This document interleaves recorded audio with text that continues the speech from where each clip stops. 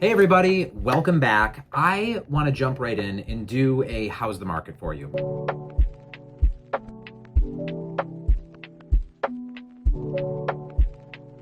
I want to try and do this on kind of a regular basis to, one, let you know what's happening in the community, but two, and I think more importantly right now, talk about a few issues that are kind of plaguing the minds of people right now who are really concerned about what's happening in the market right now and worried about what might be happening in the next couple of years. This week, I want to talk about forbearance and potential foreclosures. I have seen a few headlines come out talking about waves of foreclosures, and I quote them, that might be happening in the next couple of years or like this year.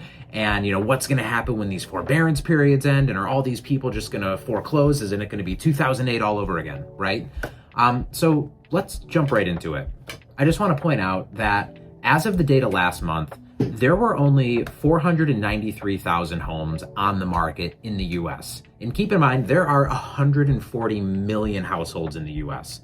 So that's 0.35% of the entire US was selling their home.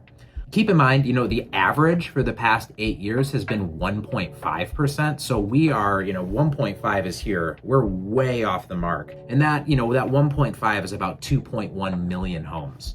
So that's a strong seller's market. It's been a strong seller's market. Over the last 40 years, it's been about 2% is the average. And just for reference, back in 2008, right before the crash, it was all the way up at 3.3.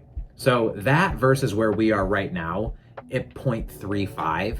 I mean, everybody knows this, historically low inventory, right? So let's jump into the next part of this equation.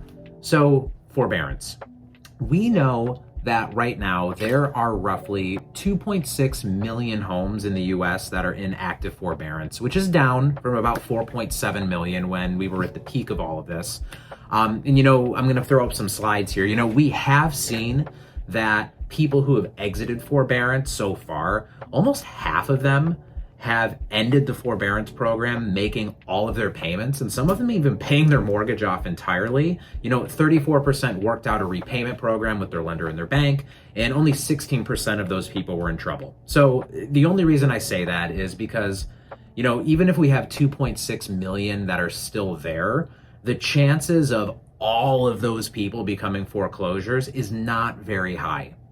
It's probably going to be a much smaller number. And in fact, it's probably going to be more like 500,000 to 750,000 that happen when the forbearance periods end. Whenever, the government says that forbearance is over or the banks end it, that's when the foreclosures are allowed to start.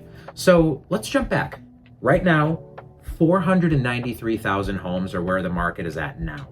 If we jumped up and just on the high end, let's say it was that 750,000 of those 2.6 are real foreclosures that come up soon, that only puts us at 1.2 million homes for sale.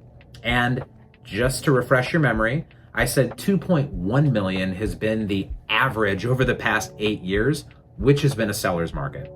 My point being that even if foreclosures happen when forbearance ends, our inventory right now is so low and the demand for buyers getting a home is so high that even if all of those homes come on the market, it's still not going to put us at numbers that we were at even just a couple years ago when people were still getting into bidding wars to buy homes. So just some food for thought.